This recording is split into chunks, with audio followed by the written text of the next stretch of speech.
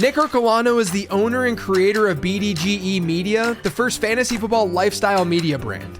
He's a fantasy football analyst, a creative content marketer, and he probably plays more NFL trivia-related games than you do. These are his late-round perspectives.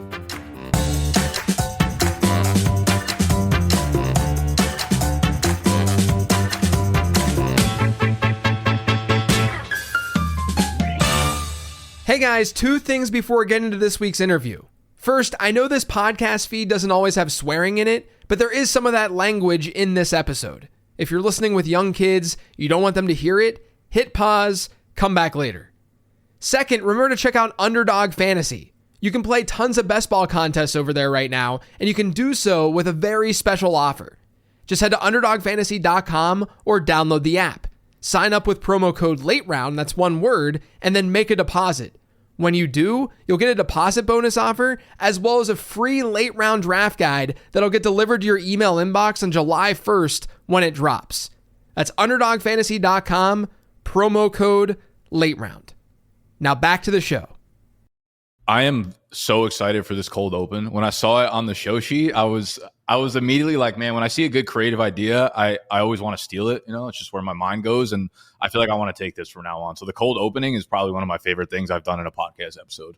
Dude, you guys have like semi cold open type stuff when you're doing like especially like the vlog type stuff that you've done, right? It's like it's not just like, hey, welcome to today's episode. Today we're going to be talking about blah, blah, blah, blah, blah. It's not like that usually. Yeah. I mean, any of the documenting stuff is more like storyline told. So right. We never have like any hard openings. It's just like what's going to be the best for the overall video. And even in my individual fantasy videos, I kind of hate the idea of like, introducing the video and be like, hey, this is what we're going to talk about. I still do it, but I like to just start talking about things that are a little bit random because it does catch people off guard. But if you have like a good soothing communication style, I feel like it kind of hooks you in. And then you're like, I'm in now. I'm in for 30 seconds. I might as well be in for 60 minutes. Well, I started my Becoming a Best Ball Bro series in the podcast feed over the last month or so.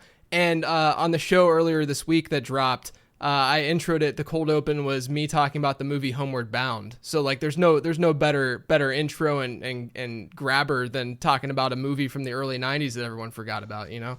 Yeah. And it gets your like energy level really high from the rip, you know, because you're like adrenaline's up and then you're high energy for the rest of the episode. Yeah. For sure. I mean, I'm doing it like, I get really annoyed by like the same old stuff in the fantasy space. And I think that you're the perfect person to talk about this with because you've done some crazy stuff with BDGE, and I want to get into that. But like, even the late round podcast, like the reason the podcast exists is because I got so annoyed and tired of all the hour-long shows that was the same thing, talking about like NFC North preview and like all these things that like anyone can come up with that content. Like there's nothing, not to say that like the people who are doing that content are bad and wrong and should stop doing it and quit their jobs. Mostly that if you want to really differentiate what you're doing, I mean, I'm trying to dig into these like really particular topics in 20 minutes as opposed to, hey, let's talk about Caleb Williams and the Bears offense and kind of go team preview,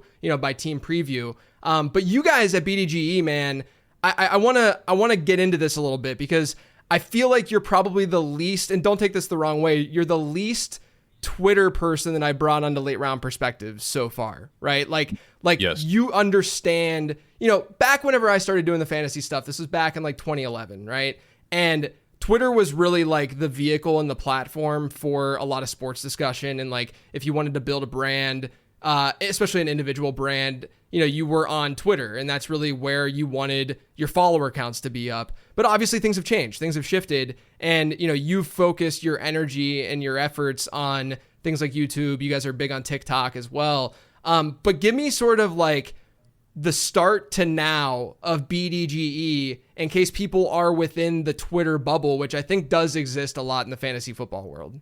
For sure. I take that as the opposite of however you like it. That was the ultimate compliment. I love that you said I'm just like outside of fantasy Twitter. I along with you think like a lot of the things in the industry are pretty insufferable. If I had to put it in one word or look at it from one perspective. Not that I don't, I know a lot of people work really, really hard, so I don't want to downplay or make anyone feel bad. But I do think a lot of the same stuff is recycled and repeated, and it's not from like a place of internal inspiration or motivation. And when it comes from someone else, then as it's repeated, it sounds like somebody else. And I think that's a big problem within the space for sure.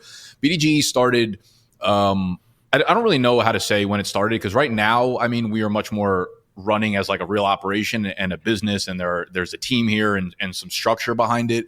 When I started, though, obviously it was just me wanting to make fantasy football content. Like, me and a bunch of my high school friends played in a fantasy league together that we were super serious about. We started probably when I was in like 9th or 10th grade.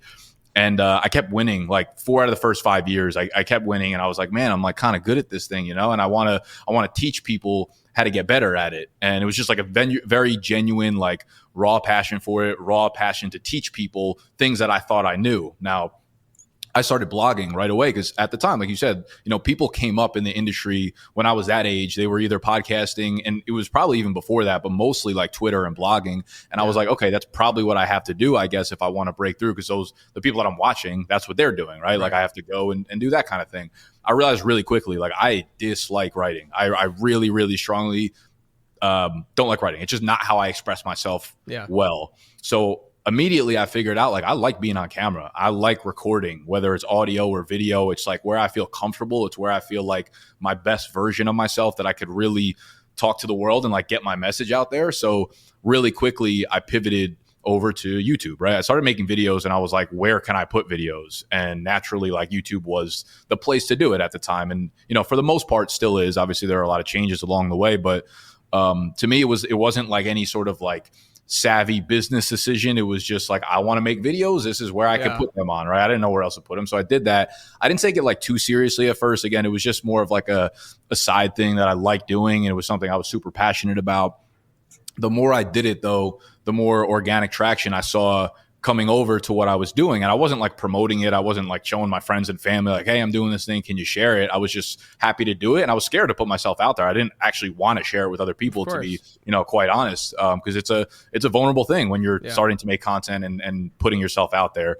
But the more I put into it, the more I got back from it. And I was like, you know what? I wonder what would happen if I really like went all in on this, and I put all of my focus and like energy and time and committed to it for at least like a decent chunk of time, just to see what would happen. And there was a summer, I don't remember which summer it was, but it was probably like 7 or 8 years ago at this point, where I would get up and I would literally just like make videos pretty much nonstop. I would work all day on like researching for the videos, making the videos, editing them, thumbnails, etc. The whole deal.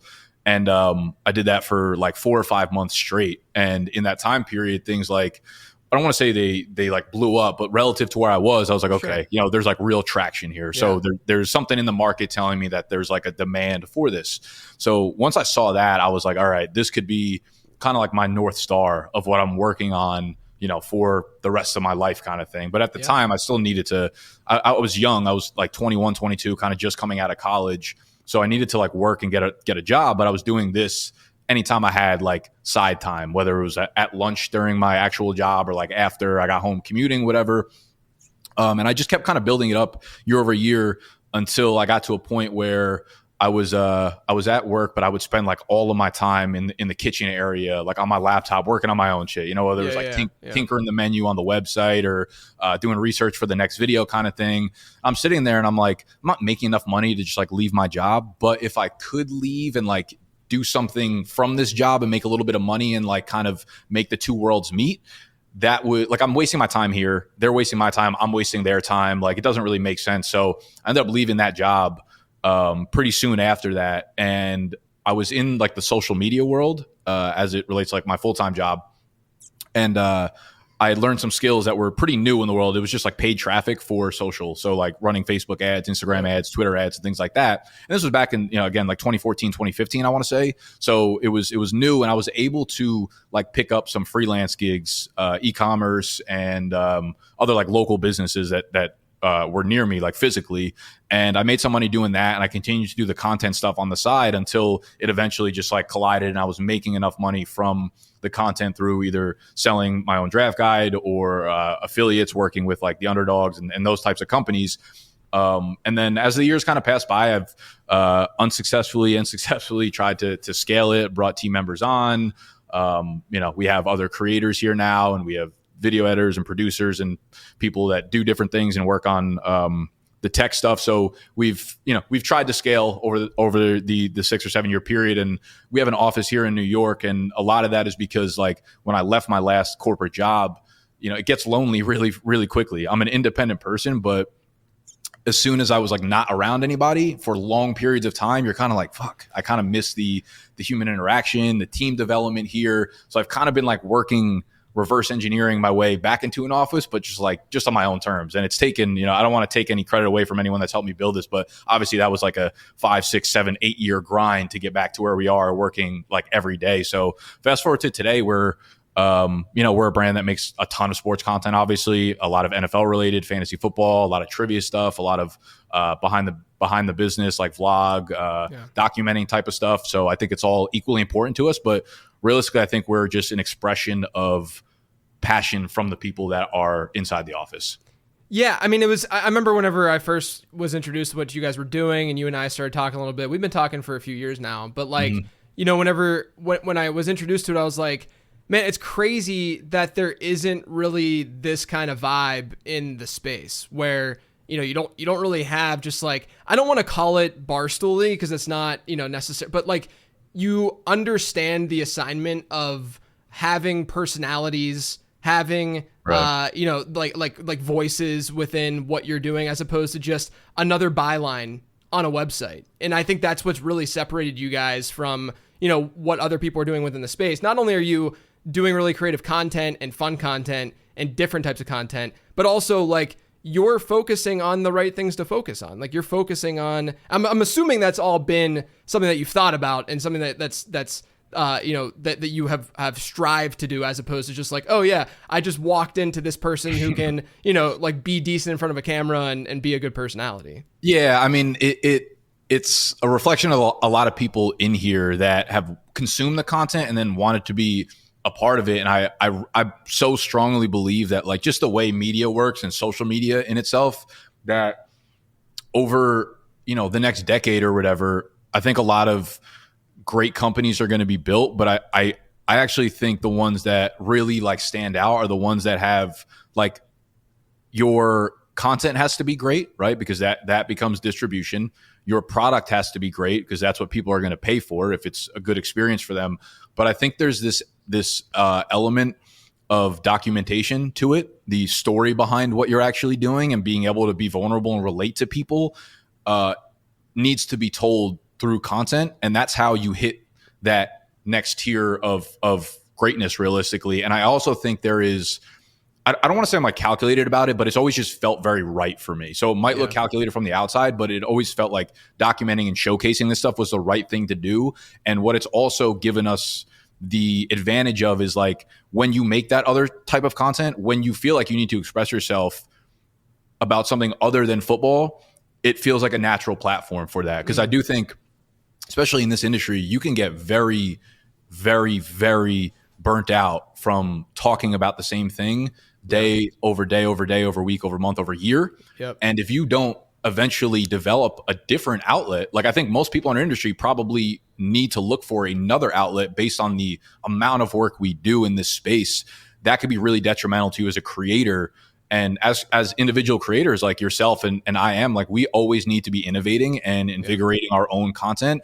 And like, man, if you lose the passion for it, you're not going to be able to edge out other people. So you need that other like side of release or expression or fulfillment from other parts of life. And for me, honestly, it's been a lot of like running the brand and the business and the marketing and making content around that, just like these types of conversations are. It's like such a breath of fresh air for me and such a release for me that has helped like push me past some of the football stuff that I get burnt out with, Yeah, no, I totally understand. That honestly, at its core, is the reason why I left FanDuel. Like, I had a very good job. I have nothing but good things to say about the gig, the people there, the company, all that kind of stuff. And whenever I said I was leaving, people are like, oh man, he got fired, or he, just the typical stuff that people say online. It's like, no, I just needed a change. Like in any job, you hit these lulls where you're like, I need some of this passion and creative fire to sort of come back. And, I've fortunately been able to get that with late round fantasy football. But then, even within the podcast feed, like the documentation stuff that you're talking about, like that's what becoming a best ball bro is all about. I'm literally documenting myself becoming a best ball bro and just being open and honest about my exposure to players, how I'm approaching these drafts. And obviously it's a fantasy football related thing, but I've said this so many times. This is the first time with that show where I don't have to really be the expert. Like I don't have to sit back and be like, hey guys, listen to me. This is all the research I'm doing. I know that this is like stuff that you can win with, right? I'm finally able to just kind of sit back and like go along this journey with others and sort of be their peers, if you will. Instead of every podcast you listen to when it's advice driven, like the fantasy football space is, you're inevitably talking down to people, right? Because you're saying, hey, this is like, go pick up this guy or go draft this guy. I'm the expert. You have to listen to me.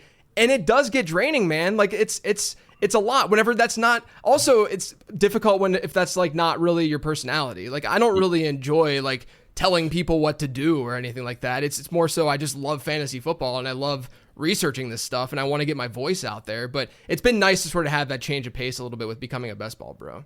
Yeah, I mean that's why I like the documenting stuff is so it's fun. It's scary to put yourself out there in that way, but it is this like, okay, cool. We're like working with each other. We are like going on this journey kind of together. And it's okay for me to be infallible. It's okay for me to like fuck up here and there. You do it. I do it too. I mean, we live in a social world where like people's validation comes from like the downfall of people above them in a sense. Mm-hmm. That's why people want to talk shit. That's why people like love to just chirp at you on Twitter and chirp at you in the comments because it just makes them feel better. Like they look at you and they're like, I wish I had taken that path. I wish I was 20 years old and worked really hard at my passion. And now that I see someone else doing it, like I feel that inside and it hurts. So I'm going to take it out on you kind of thing, And we have a very large majority of people that do that and operate that way. And when you get to go through more of like the documentary style of content and you get to be more open and vulnerable, they see, they're like, fuck. And that's one of the other reasons why I felt like I needed to share the story, share the story of us and document everything, was to like show, especially the younger kids, like this wasn't by accident. I know that you can put out a TikTok video and get 1 million views on it by tomorrow, but I've been working on this business legitimately every single day for the last 10 years straight. Like it's not an accident that I'm here. I've sacrificed a lot to be here. I've sacrificed like a lot of personal stuff to be here, So it's like, if you can show that and get that through people's minds, I think it like hopefully inspires and hopefully clicks with them a little bit. So yeah, dude, that's really like the documentary style of stuff is not any sort of like, oh, we want to be, and we get that a lot, like the whole, the Barstool side of things. Like we're not trying to be Barstool. We're trying to show just like what's going on inside the walls for better or worse. We're not putting on a show here. Like, sure, we want to entertain and like we're fucking around in here, but that's also just like literally what's going on. We'll show the business side of things. We'll show, all that kind of stuff. So hopefully it opens people up and like they want to just root for us and come along for the ride wherever it ends. Yeah, look, now all the while you have been a fantasy analyst, right? Like this isn't just, have not just been a businessman building. Now the wheels turn. Yep. You have been a fantasy analyst. So let's dig into that a little bit. What would you say is sort of like your process as a fantasy analyst? I think people would probably put me in a bucket of, oh, that's the data nerd JJ talking about his stupid data stuff again. Matt Waldman, they'd say, oh, there's Waldman grinding his film again. Where would you sort of place yourself on that spectrum? I think it's probably it depends what part of the year. I would say, like if I'm doing rookie stuff, I've gone completely, because now we have 2 channels now. We have the redraft channel and the dynasty channel. So we've completely split them up and we talk one or the other basically on the channels. When it's dynasty stuff, I'm really locked in on the rookie class coming in, and I've completely changed my way of evaluating for the most part to film first. And I think it's part because I feel like I have a really good grasp on what I'm looking for in the film, but partly also because I think the data as it relates to college players leaves a lot to be desired, which is something I think the industry is like obsessed with data that's like predictive. But the downfall is data is predictive, I feel like, when it's in the same environment. So if you tell me like, hey, this player did this in NFL year 1, that makes me feel like, okay, there might be data there to project into NFL year 2 and 3. Right. But going from a Conference USA college player to the NFL, like those numbers to me feel borderline irrelevant. So I'm kind of watching film and I'm saying, okay, if this guy is doing something, are people double counting? Like people will put like Twitter highlights up and they're like, this guy like made this play. And I'm like, it was a nice play, but 90% of players are also probably going to make that play in that situation. So I feel like a lot of rookie stuff gets double counted, and that's why like highlights go crazy, even though they're not that impressive of highlights, whatever. And I feel like people kind of lose context, whether it's number of men in the box or like the gaps being open with a guy like Jalen Wright, who was playing against, 3-man fronts kind of thing. And a lot gets lost. And I feel like most people are not putting the work in to like watch the context behind it. So as it relates to rookie stuff, I'm watching a lot of film. I'm making my opinions, but then I'm making sure like what I see on film, probably 3 or 4 things will stand out to me per player. And then I'll go into the numbers afterwards. Yeah. If I'm saying like Jalen Wright, explosive as shit, now I'm going to look at his breakaway run rate, his percentage of 10 to 20 plus yard runs, the number of men in the box at the time, if I feel like all of the boxes were super, super light kind of thing. So I'm trusting my eyes first, but I'm not just going off the eyes. I'm making sure that I go into the things that stood out to me, backing up with stats. Athleticism matters to me, of course, but only in the sake that if I think a guy's an outlier or they're not playing against like real college competition, I want to make sure that they are as athletic as like real NFL players are. So there's kind of a pattern as like the seasons and the cycle goes through the offseason for rookies especially. Yeah, no, that makes a lot of sense. Look, it's music to my ears to hear you talk about like the Conference USA players and how they're translating to the NFL, because one of the because I'm obviously data heavy and I have my prospect model and stuff, but like one of the very glaring obvious problems I've seen with like things like yards per team pass attempt or what have you is the lack of adjustment for the conference, the team, right, and strength, right? Like a guy playing at Alabama, way different than someone playing at Western Michigan. And it's literally like some dude from PFF said like yards per out run matters 8 years ago. And then it's like the only thing people in the industry cite now. It's like, yeah, this guy had 5.7 yards per out run in like some shitty conference. I'm like, I could show you 7 dudes that are terrible that had the same like metric or stat or whatever. And it's just, it's like no one can think for themselves, it feels like. Yeah, I think a part of the problem though with the data stuff is that people really look at data in silos and not looking at data sort of together, like different data pieces to really create something. Like that's why, I'm never going to tell people, I even say in my prospect guide, I'm not telling people to strictly draft off of the model. Now I've tested the model. I know that the way that the model ranks players is actually better and more predictive than ADP has been, rookie ADP. And so like you could hypothetically be fine by doing that. But at the end of the day, like, I'm not going to say that whatever this is spitting out is absolutely going to happen. There's so much gray area in this. I mean, that's the entire point of why we're doing this in the first place, because there is that gray area and it's not black and white. I think the problem and sort of what you're alluding to is like when people just say this guy had a good yards per route run and, it's a good one-off thing to talk about on a show, whatever, but there's going to be, there always needs to be context. Like I think that even the stuff that people have been doing over the last like 2 or 3 years with yards per route run, looking at formations where if a guy's yards per route run is higher because his team's running a lot more 12 personnel and there's only 2 wide receivers on the field at once, that's probably why his yards per route run is a little bit higher, because when he's running routes, there's only one other wide receiver option on the field. Whereas if it's a number 3 or a number 4 guy, it's going to be a little bit more difficult to raise that number. Or if there's 3 or 4 wide receivers on the field, it's going to be a little bit more difficult to sort of raise that number. So like, context is always needed for this kind of stuff. It's funny too, because like it's almost like the natural progression of like technology, where you look back at the iPhone 10 years ago and you're like, I can't believe we use this shit relative to like what we see now. But at the time, you're like, this is the most powerful thing ever. Yeah. It's the same thing with stats, where it's like we're looking, yards per out run was incredible 8 years ago, and then yards per team pass attempt, and then now we're adjusting for men in the box and conferences and all this stuff. And it's like whatever is today's flavor of the week will not be the same thing a year from now. And I think I've also taken my foot off the pedal as it relates to data things, because there are so many good people out there like yourself that are doing the work on that when they trust something, it's easy for me to be like the middleman that says like, hey, this is what I liked on film, but like,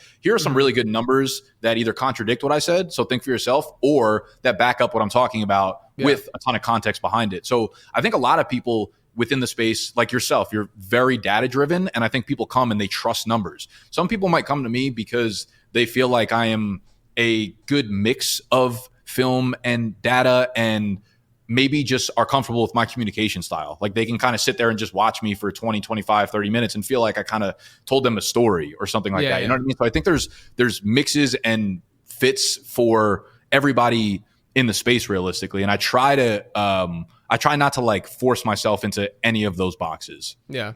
Yeah. I mean, it kind of goes back to what we were talking about before with just content creation. I think that you should be doubling down on like the things that, number one, you're good at, but also passionate about, right? Like if data, like anyone listening to this, that's an analyst or an aspiring analyst, it's like, if data isn't your thing, don't make it your thing. Like I've had so many people email me and ask me like what kind of coding I'm using, or like, ask me where I'm getting my data sources, and they don't know anything even about like Excel or something. And it's like, you don't need to go down this route. Like there are other things that you can do and try to figure out to be a part of this space. It doesn't need to be that thing. I think it's just doing whatever you know that you can provide utility, provide value, and bring something different to the table that might not be out there elsewhere. And look, when I discover something that's data driven, like a trend of some sort or something that no one's really talked about before, dude, I cannot wait until that podcast drops whenever I'm done. And that's when you know that you're in the right area, you're doing the right kind of content. And if that's not there for you,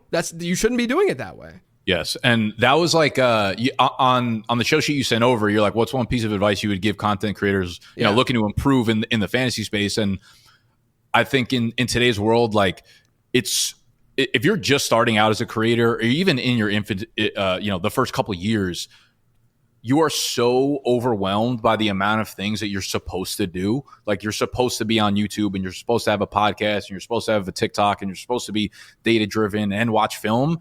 And like, I just keep coming back to this notion that like you have to be great somewhere before you can be good everywhere. Yeah. And I think if you asked anyone successful in this space where they started, they would hit you with like one thing that they built all their leverage through one thing. And then eventually, once you get so good at that, you start to, resources start to come in because you've built leverage. And then you could start to disperse that leverage elsewhere. Like we're able to grow multiple YouTube channels and on TikTok and post on Twitter and Instagram because we've built the leverage through YouTube first, right? And I feel fortunate that like no one was making YouTube content when I started, but you probably feel the same way when you started, and the person before you felt the same way then they started, and the dudes who are blowing up on TikTok feel the same way about it now. And like, it's the same cycle over and over again. But the common denominator I found is like, you have to be obsessed and be great at like the one thing. And that's where you build your leverage from. And it's got to be like very intrinsic to you. Solve the problem that you're looking for. Don't try to just solve the problem that somebody else is already solving, because they've already solved it pretty much. Yeah, that's well said. I mean, look at Matt Harmon. He did reception perception. Look at, other, like, I mean, the only reason why I was able to launch my career is because of the late round quarterback strategy way back in the day, right? Like, there's always that one thing. I used to get writers emailing me all the time when I was at Number Fire, because we'd recruit writers all the time. And, I'd get these people like sending me these like examples, these writing samples, and it would be like a rankings write up and then just like a little blurb about each player. And my response, like, I was always like, try to give constructive criticism whenever people would email me. And it was sort of along the lines of like, nobody knows who you are right now, so no one's going to care about your rankings. They care about your rankings after you've established yourself by doing X, Y, and Z, right? Yes. Like, don't go out there just being like, check out my rankings, they're going to be good. It's like, it doesn't matter. Like it's just, it's not a big deal to the consumer, because it shouldn't be a big deal to the consumer. They need to gain that trust through the other things that you're doing, before they realize, oh, this guy's competent or this gal is competent, and they're able to, give me, the fantasy advice that I really need and want. Yeah, and I think a lot of breaking through the space is going back to like being able to market yourself through content in the same way. It's like, okay, you find the thing that you're great at or that you want to talk about it. You have to understand where you should be putting that content out, right? And I think most people know. Like if I were to ask you like, man, I know you're spending your time on the podcast and like on YouTube, but it's like, where should you be spending your time? Like, where do you wish you had extra time to put time into? Like, what would your answer to that be? Well, first off, I would say anything video, but like, so I want to grow YouTube a lot, but yeah, I mean, you go to like, you'd want to do stuff on TikTok. You'd want to do like, that's everyone's answer. And it's like, it's fine that you don't do it because you have a lot of leverage elsewhere. Right. But there's so many people in the space that know that answer that don't have leverage and then continue to do 100%. Old shit. And it's like, when you can figure out the crossroads of like kind of perfection there within the fantasy space or content, there's something, like the dynasty space has completely blown a casket up, right? Like, it is no longer a secret that it's probably going to be a gold mine for the next 3, 4, 5 years. That's the space I would be looking at because it's a very natural transition. So if you love dynasty, like that's where you should be creating a lot. And there are a lot of creators like kind of blowing up through YouTube right now in the dynasty space. It's still very new. And I would go to TikTok for it. And I would go, like, most people have the answers of where they should be, but they're so in love with like the old ways of how JJ, got big, how Nick got big, how people blew up on these platforms that it's like, you're not going to get there by doing that. You're going to get there by being in the places that you should be. It's not much deeper than that. Yeah, dude, if I were starting today, I would not be doing what I did. There's no chance. It's like, okay, I have this valuable podcast that I have built up and really worked hard towards. I'm going to leverage that, of course, and then sort of work on these other things on the side. But if I were starting out, I'd be going to the non-traditional, I say traditional, I mean traditional as in like what we were doing 10 years ago, type platforms. Like, why would you not do that? I mean, you see it all the time. If you're just scrolling through TikTok right now, there are creators, like if you're in the Twitter bubble, and I know that we're spending more time on this than probably either of us expected, but like if you're in the Twitter bubble, which is where the fantasy football space has really been over the last 15 years or so, you might not even be aware of how big the creator economy is on TikTok or even on YouTube. It's crazy. So, man, it's funny because I was kind of in that middle ground where like I consider you like an OG in the space, right? And like basically everybody that came before you. I'm old. In that OG range, but you guys kind of paved the way as it relates to like, Twitter and podcasts and stuff like that. And then I was kind of part of the new wave. I was very familiar with all your guys' work and I did some work in that space. And then I got into YouTube. And then I think most people after me were either like YouTube or, down into like the TikTok platform. And I have guys in my office that are 21, 22 that are like breaking into the industry that you and like the OGs would have no idea who they are. They, in the reversal, don't take this the wrong way, don't know who you guys are either. 100%, yeah, of course, yeah. And these guys are like, with the amount of opportunity out there, I mean, like financially and monetarily, these guys are fucking crushing it, are probably making more just from like affiliate deals than 99% of the blue check marks on Twitter. And it goes to the fact that like these things change very quickly and it could happen to anyone, but it's obviously the younger generation is just like kind of tapped in more to that. But it's like, I can't tell you how real it is that these guys are going to be full-time, fucking cappers on TikTok or full-time fantasy analysts on TikTok within like 2 years because they just understood really where to go. And the space moves quickly. And I feel really fortunate to like surround myself with the younger people, but still try to stay in tune and like understand what's going on with everybody in the space. Cause like I said before, as individual creators, we need to be always thinking about what the next thing is. And a lot of it comes from, internal, like, what do I want to do next? Combining with where is like the culture and where is the market going? Yeah, man, I could talk about this kind of stuff for hours, literally hours. I'm here for it, bro. Yeah. Okay, so you're prospecting stuff. So you do prospecting work. I'll quickly ask you, within your rookie drafts this year, was there anything that really stood out, whether it was like a player being massively undervalued over and over again or overvalued over and over again, or like the way that people sort of viewed the running back class in general, that kind of thing? Yeah, I probably have an answer for both of those. I would say that I guess it's not a surprise, but no one really liked Bo Nix. No one really thought Michael Penix was a first round pick. And now they are going in the same places in rookie drafts at the 111, the 202, the 205 that we've completely missed on every good quarterback ever. That was, the Justin Herberts, the Josh Allen, whatever it is, right? We're just making the same mistakes over and over and over and over again. So I guess I'm surprised, but I guess I'm not surprised that these guys like, Nix and Penix go that late. But to touch on your other point, the running back class. So going into it, this was an objectively like underwhelming running back class. Yeah. I think that and I don't want to take like the cliche way out and be like, oh, it's kind of deep though.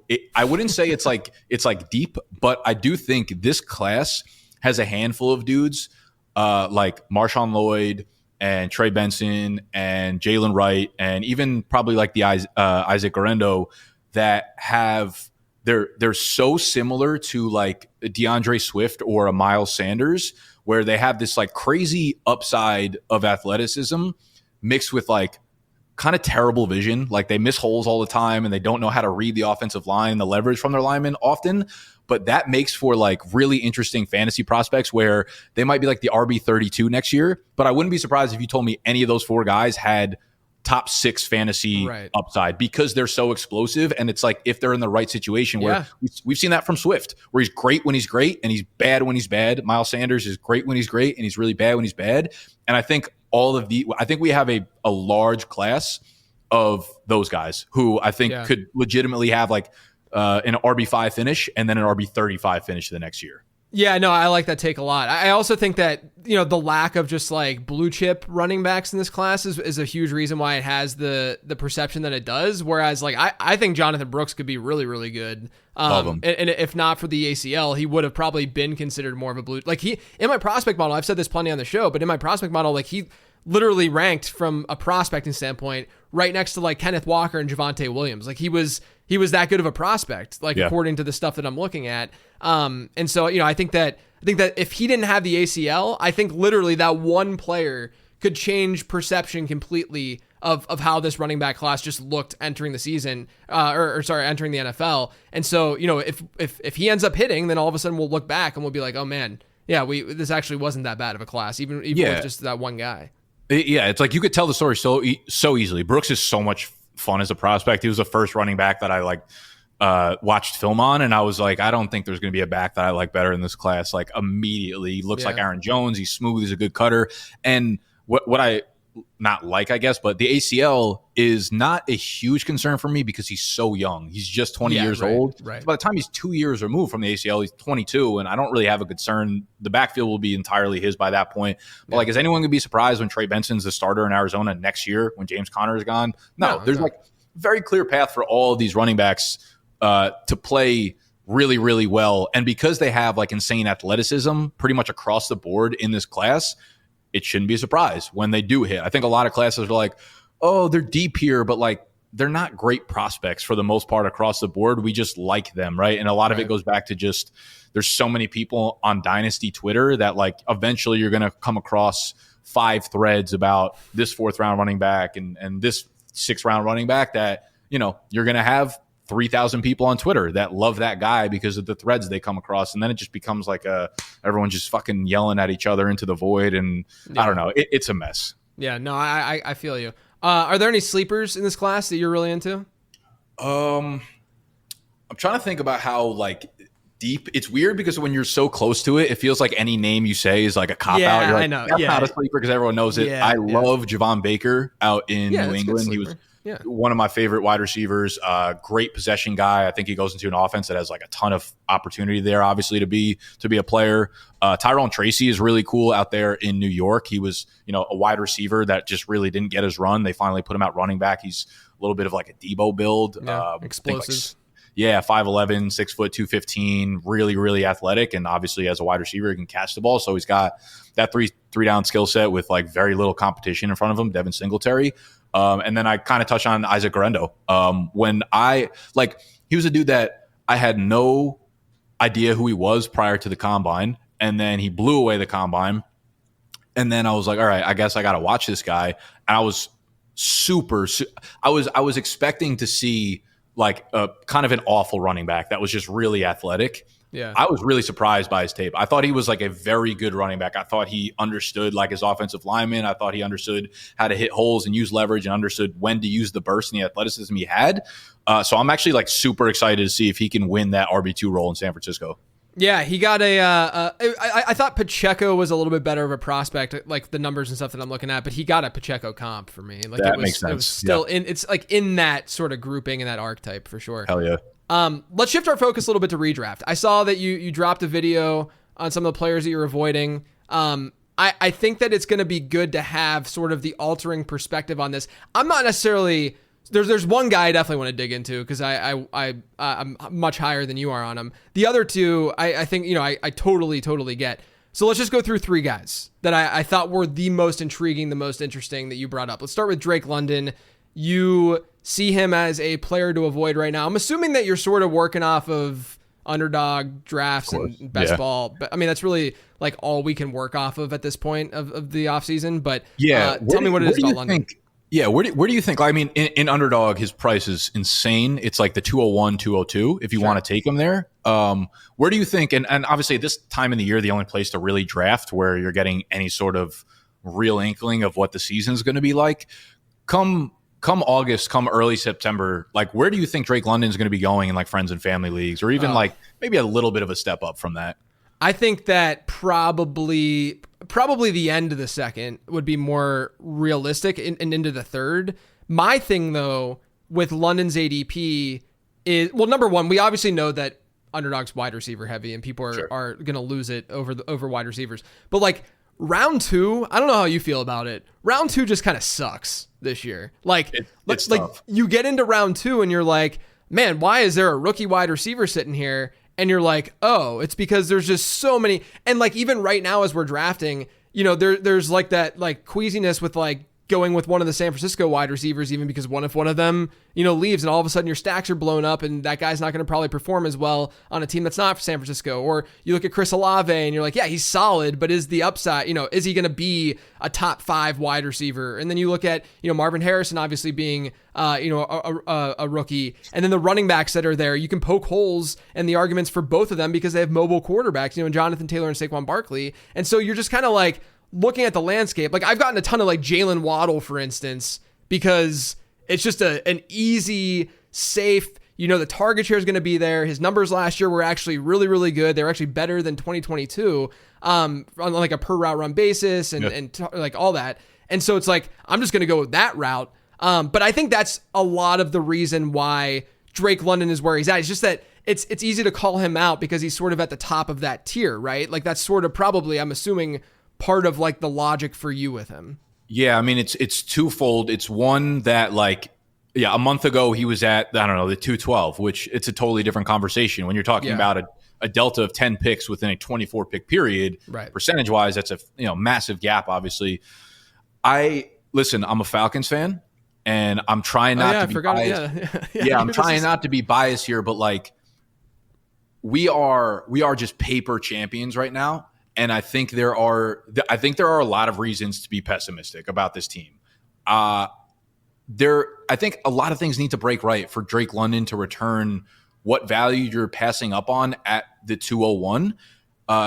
It's no surprise all these talking points where Kirk is old. Dude, Kirk is very old and he's coming off of this serious Achilles injury. What happens when he takes that first shot down by his legs? Like, what if he's not mentally there? What if he is scared to plant off that foot for like the first month of the season? That's scary for a lot of deep shots to Drake London. I mean, the target competition, I think, is a talking point. I don't know if that's really going to be the thing that holds down Drake London. I think you can make the point that they're going to pass the ball a lot, whatever. Our defense is like atrocious. It's really, really, really, really bad. And you could say like, hey, I think this is a big talking point in fantasy football where people say, oh, they're going to let up a lot of points. We're going to have to be in shootouts, et cetera.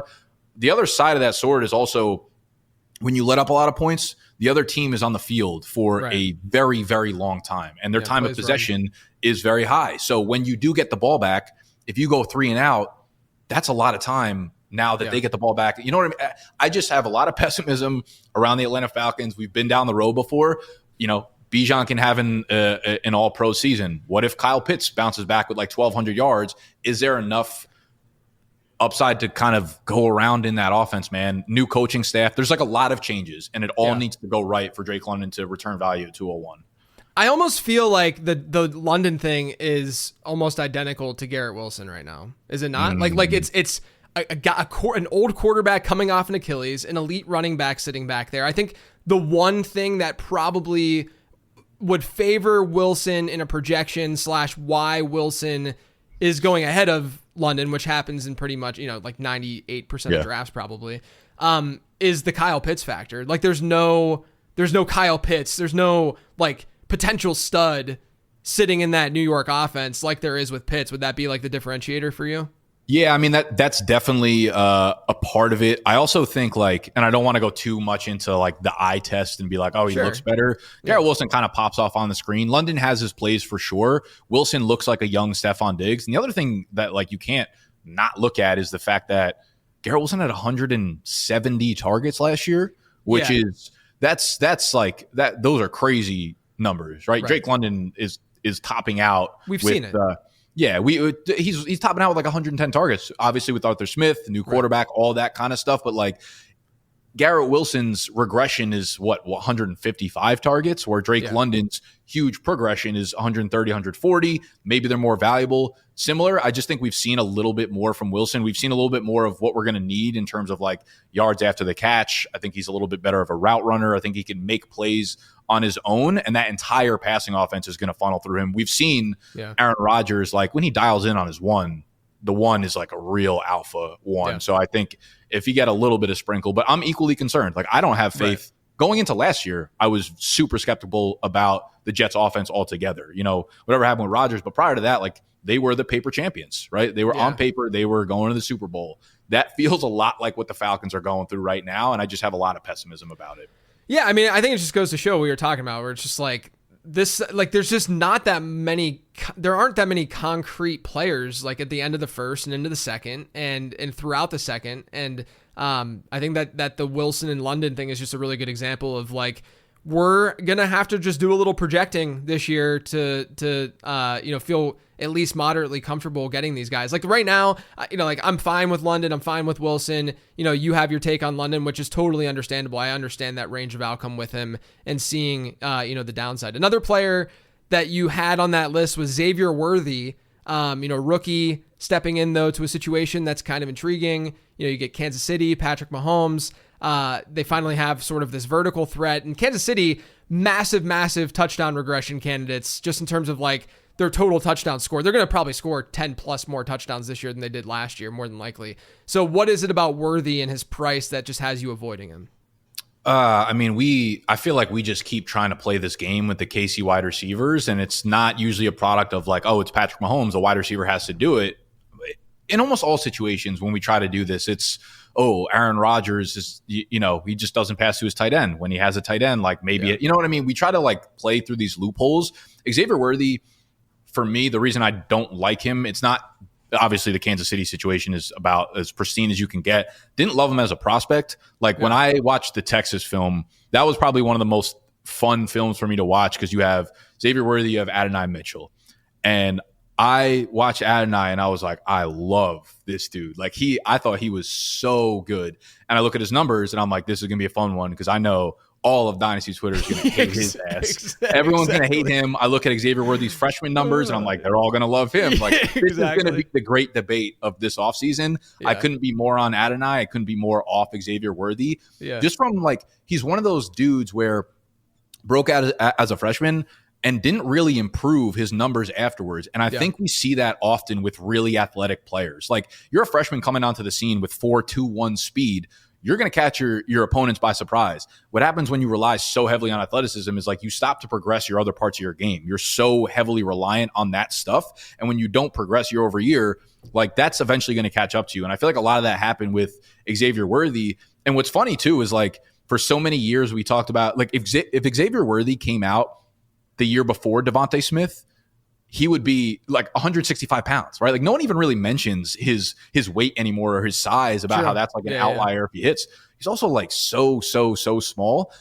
And when I look at Worthy and the lack of improvement and he's not really a red zone threat, I think a lot of his production came behind the line of scrimmage, a ton of screen passes. He had very few big plays for someone who is so fast and supposed to be like a downfield threat. And that's concerning to me. So if a lot of your stuff is like pre-planned production, that I don't know how well that translates into the NFL. Dude, here's the way I look at Mecole Hardman, man. Or here's the way I look at Xavier Worthy. Wow, was that a little slip there? It was a little foreshadowing just because they just re-signed Mecole Hardman today, right? They re-signed him to another year.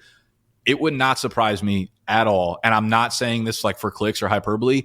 It would not surprise me if Mecole Hardman had more receiving yards than Xavier Worthy did this year. I don't really think it would surprise most people.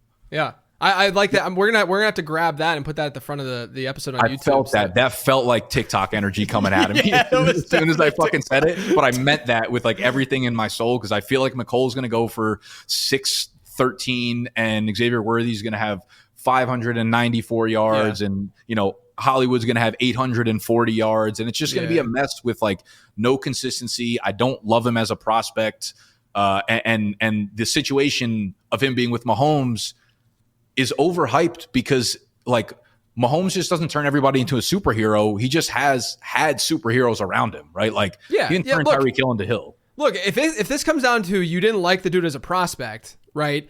You should not. Very long-winded way of saying that. Yes. Yeah, but like you should not let the situation overshadow that. Like you, like absolutely, like stick to those to your prospect evaluation, because the situation's not gonna be able to. I mean, it might elevate him a little bit, but it's not going to elevate him to being what we need him to be in fantasy football. So look, I don't mind Worthy as a prospect. I do think that there are times where I'm in these best ball drafts and I'm like kind of a little bit surprised that he's going where he's going, especially whenever you have other really good rookie wideouts sort of in the same range where he's going that you can click on and feel a little bit more confident in their, whether it be year one profile or just talent profile in general.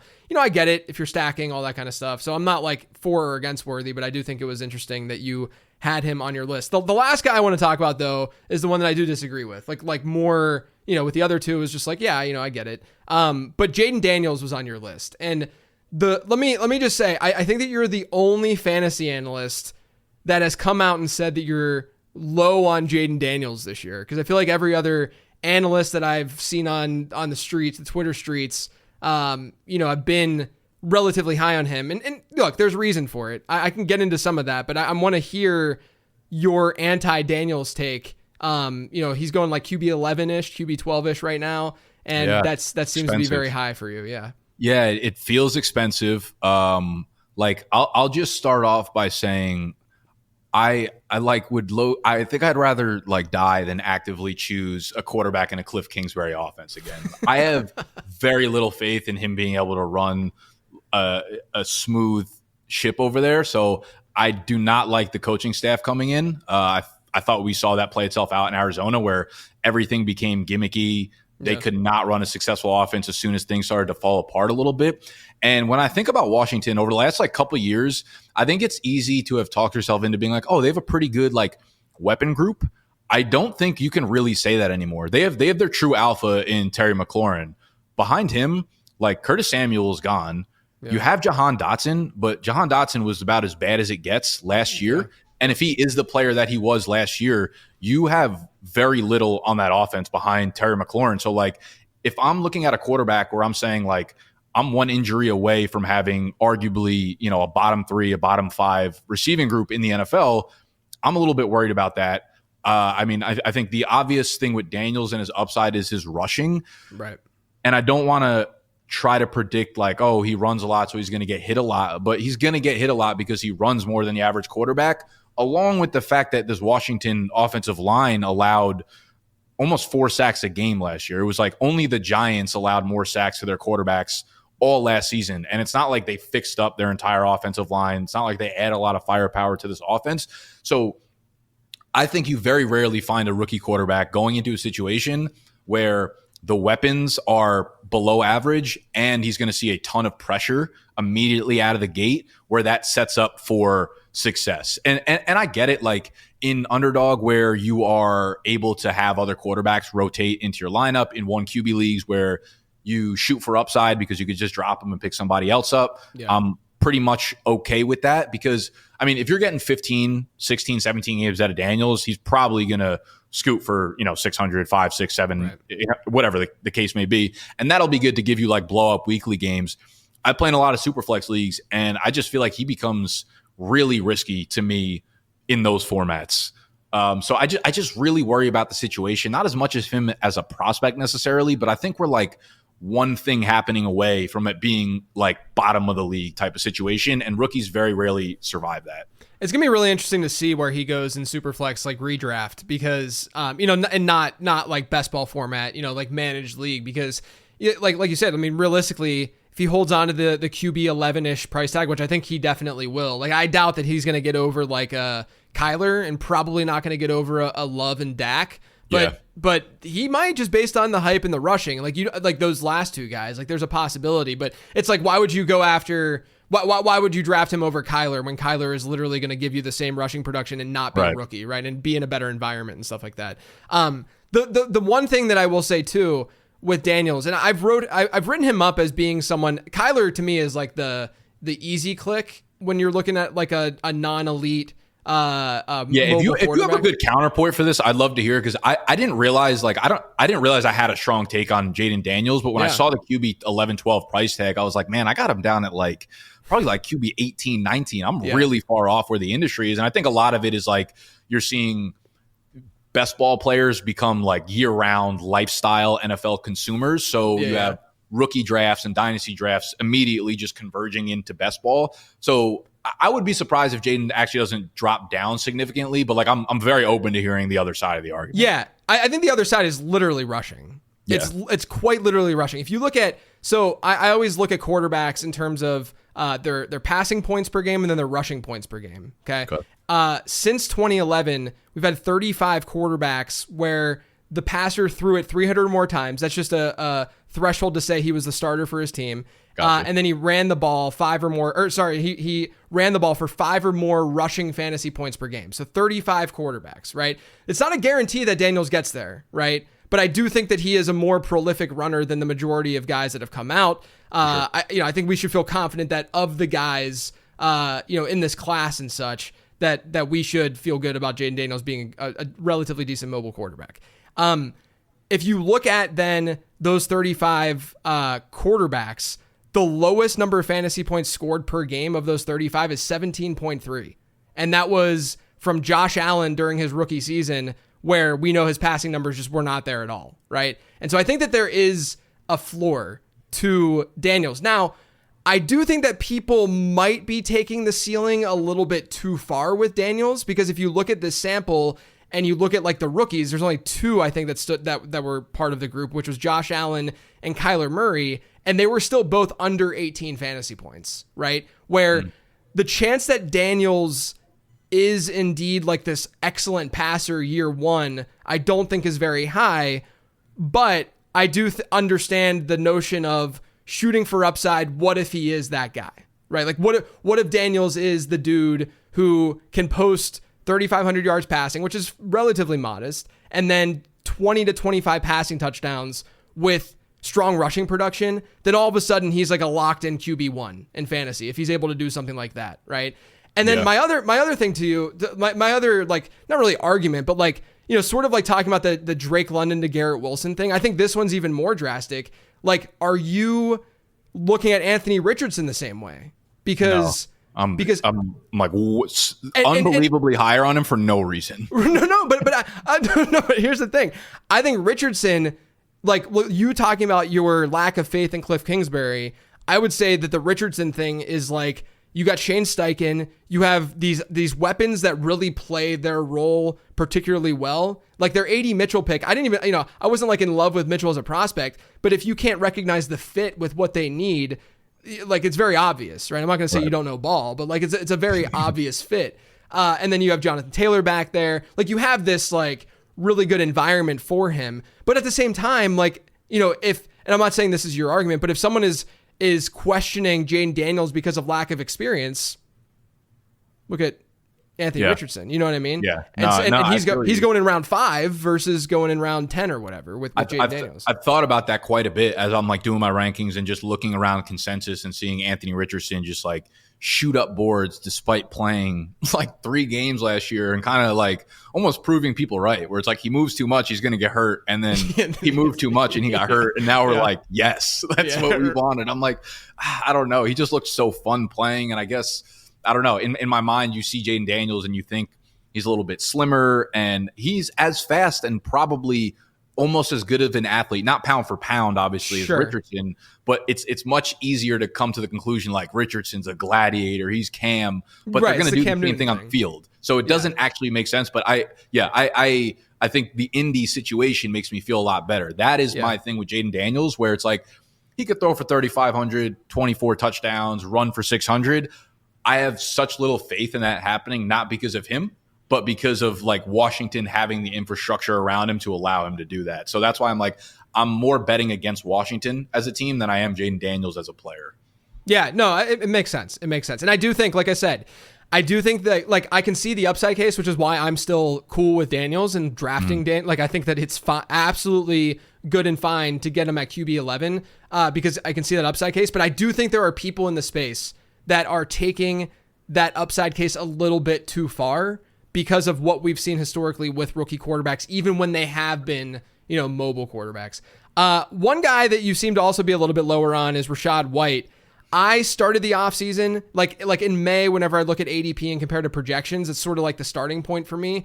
I don't draft off of projections. I tell people not to draft off of projections because there's a lot more nuance and context needed for, in fantasy football. But Rachaad White looks great in projections, right? Whenever you look at him, you're like, oh man, he's like RB8 right now in projections. Like, it's very easy to see that. But then as sort of the month has gone on and I'm doing so many more drafts, I'm like, I don't know if I like him nearly as much as what these projections are saying, but what is it for you? Is it Bucky Irving? Is it the poor rushing efficiency? Do you just not think he's a special back?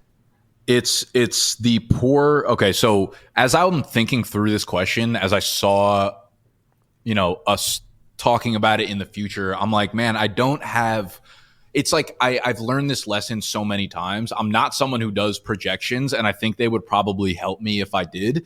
I would like do projections, and I would look at them and I'd be like, "That's not real," and just like kind of wipe it away. I mean, I to be honest, I kind of still do that too. It's just never going to be a perfect science unless you're Mike. Never Clay. Perfect, but like the Rachaad White sequence is something I've done before with James Conner, and I've done before with Joe Mixon, and I see them objectively and I look at the numbers and I say they're not special as running backs. Yeah. Eventually this team is going to catch on to that and stop giving them the ball. But the teams never add anyone into the mix that actually says that that's going to happen. Or that you feel like really, really good about. Right. Like we talk ourselves in. Like last year I'd be like, yeah, I don't really like James Conner. Like Keontae Ingram's going to like work into the, like it's insane things that you start to say based on that. And objectively, Rachaad White has been awful on the ground in each of the last two seasons. But that was also like coming out of college. I remember watching him and being like, yo, he's really like a fun back. He's very athletic, really good pass catcher, explosive, but like he's very raw as a runner, right? Like he's someone who I think like needs to get a little bit more refined. And that's kind of played itself out in the NFL. But I'm looking at the team and saying like, oh, he's so inefficient as a runner. Like they're not going to use him the same way. And then they take Bucky Irving, who's a 190-pound back that his strong suit is what Rachaad White's already really, really good at. So exactly. At the end of the day, it's like Rachaad White is not sexy, but he's going to get 285 touches and he's probably going to finish as like the boring RB11. So why am I fading him to RB16 or 17? Like there's no reason for it. So I actually, as I was thinking through this part of the show sheet, kind of changed my tune a little bit on Rachaad White. And I probably will be drafting a little bit more of him.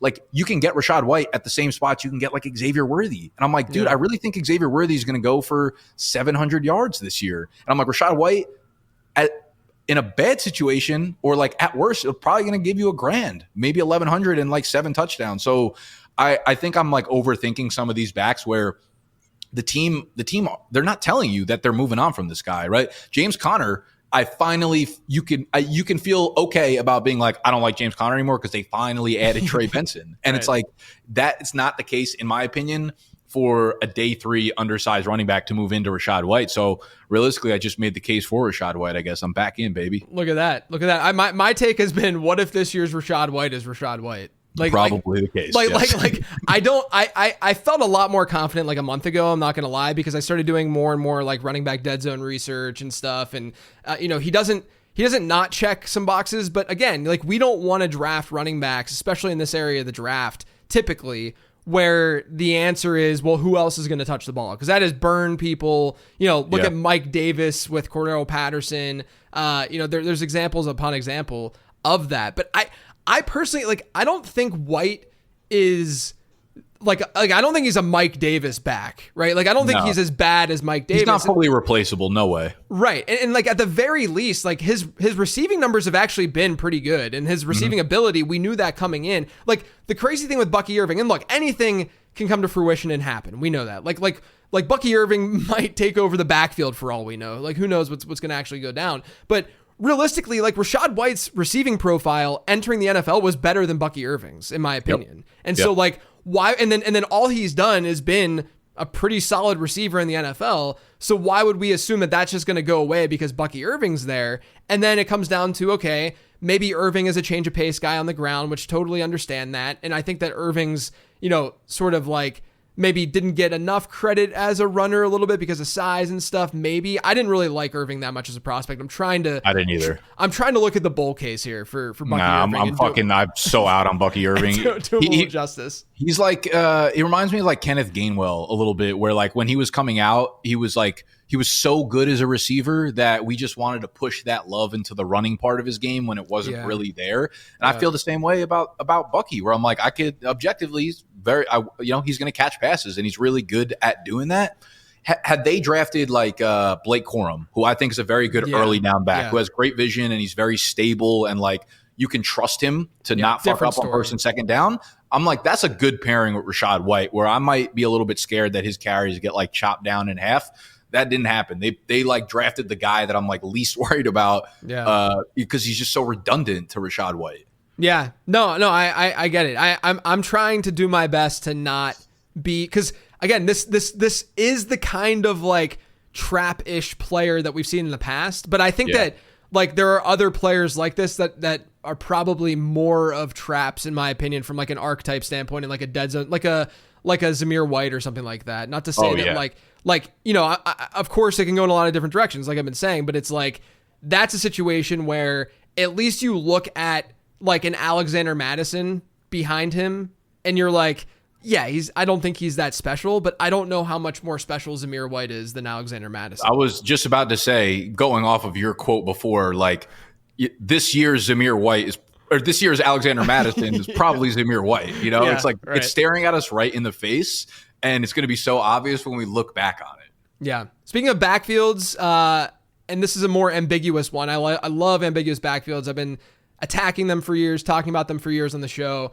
I think the most interesting ambiguous backfield this year is the one in Cincinnati, because you get, Tennessee is intriguing with Spears and Pollard, but it's like, how good is that offense going to be? You get Pittsburgh, which I don't mind throwing darts at both of those guys in Pittsburgh for obvious reasons with Arthur Smith there. But like, you look at Cincinnati, you're like, okay, this is very good chance to be a top 10 offense this year.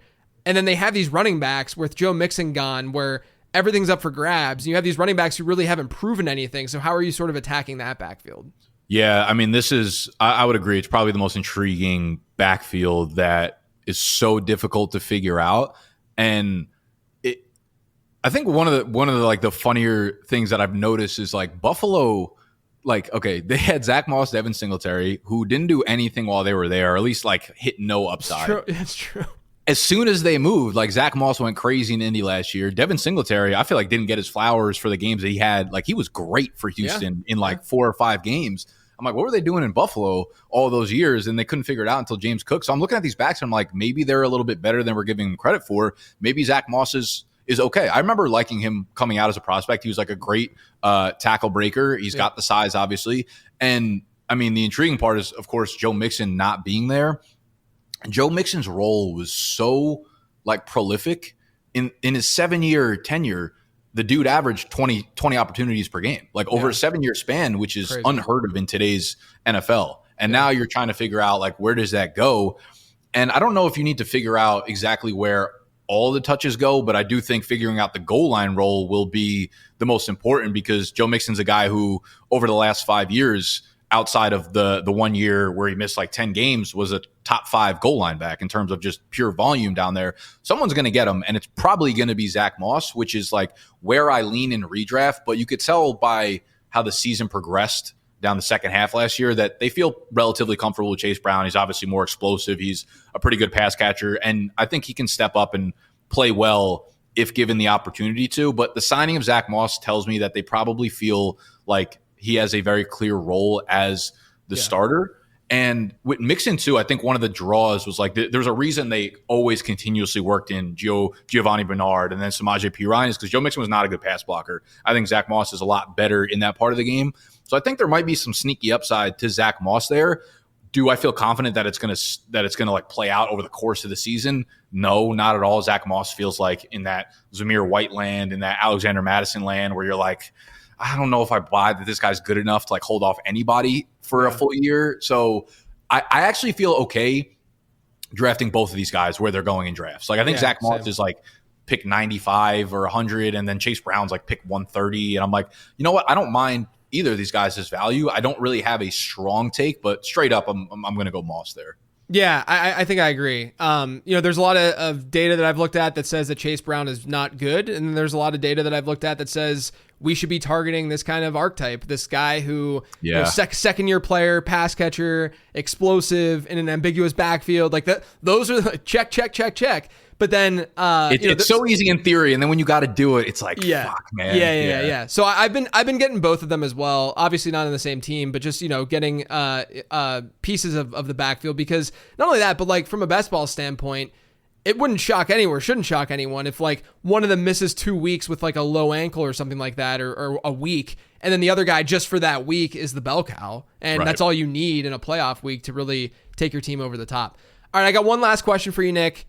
Who's the one player that you're going to try to leave every draft with this year? I love that that's always the phrase that people use with these questions when, like, of course you're not going to get this guy in every single draft, but you know what I'm trying to say. Yeah, I'm going to give you two. One's a vibe pick, and then one's a guy that I've actually is my highest known player in underdog drafts. The vibe pick is Devon Achane. I feel like you're either in on him or you're not, and I love him. Love him coming out of Texas A&M, and I just like I can't imagine you watched him play last year and been like, he's like top 5 most electric players in the NFL, and was averaging like 25 fantasy points. It wasn't just like one good game or 2 good games. He had like 5 games out of 9 of over like 25 fantasy points. And I'm like, I feel as if you fade him this year, you are possibly missing out on like the 2013 Jamal Charles season, right? And I'm like, I don't want to look back and miss out on the obvious league winner when we look back. I get it, the size concerns, but like, look at every single running back getting drafted 1 to 2 to 3 spots above him and 1 to 2, 3 spots below him. And you show me a guy that hasn't been injured or missed a full year from an ACL or knee sprains or high ankle sprains, and I'll show you a liar, because every single running back just gets hurt all the time. So like trying to predict the injury is fucking insane to me. And he's the vibe pick for me. Some guy you mentioned before, Najee Harris. He is a guy that I'm drafting in like all the underdog drafts because you're getting him at such an insane price of like 8th, 9th round right now. And I've never really liked him as a rookie, was off him as his price like the last 2 years, was not a huge fan of him. But this Pittsburgh team has now invested, first round picks in back-to-back years on the offensive line. They have Arthur Smith coming over, so they're going to run the shit out of the ball. And I think one of the underrated things not really being talked about is like the reason Najee was so great as a rookie was because his passing numbers were so high. And with Deontay Johnson gone, that's like 140 targets a year, basically out of that offense. I could see, obviously Jaylen Warren is going to eat into it a little bit, but even if Najee averages an extra like target to 1.3 targets per game over the course of the season, that's massive for, a running back in terms of PPR fantasy points. So you're talking about a guy who's like, he's never seen fewer than 285 touches in a year. He scored at least 8 touchdowns. So like getting that production in round 8, I also think like the way that they finished each of the last 2 seasons show you that they're not giving Jaylen Warren the 3-down workhorse role. Like they're just not giving that backfield to him. They feel comfortable with Najee behind whoever it is under center. I also think this offense could probably have a lot more stability with Russ under center than Kenny Pickett. So I just don't think it could get worse than it was in Pittsburgh last year. And we saw Najee at his worst. I just like the value is crazy to me. No, I agree. And the other thing with Najee is the contingent upside. Like, again, if you're in week 15, 16, 17, and you can say, look, you can make a similar-ish argument for Jaylen Warren, don't get me wrong, but like if you're in week 15, 16, 17, and one of those guys is out and the other guy's a bell cow, that's huge, massive value in this kind of offense. So I hear you. I've been drafting the Pittsburgh backs as well. And Najee, it's like a very easy, especially as you're going wide receiver heavy, and you kind of just want like some stability at running back, and if you're going 0 RB, it's just really easy to just click that button and go. I mean, between him and Rachaad White, you're getting like 600 touches, in like the 5th and 8th round, and I'm like, okay, like it's boring, but like it'll work. Yeah, and that tier with like White in them, they just keep falling and falling too, so you're able to get some great value. Nick, it was great to chop it up, man. As always, can you let everyone know where they can find you? Yes, sir. Pretty much just BDG across the board. YouTube, if you're into Dynasty, we have a Dynasty channel. We have the regular fantasy channel, which focuses on redraft going into the season. And we do a bunch of like NFL trivia. If you guys are into games and stuff like that, we've got them going up daily on our TikTok. And then we also have a trivia YouTube channel. So just if you type in BDG, you'll probably be able to find us somewhere. Yeah, you guys are doing awesome stuff. As usual, you can find all my stuff over on lateround.com. Pre-order the draft guide. Find me on Twitter at LateRoundQB, all that good stuff. Otherwise, everyone, thank you for tuning in.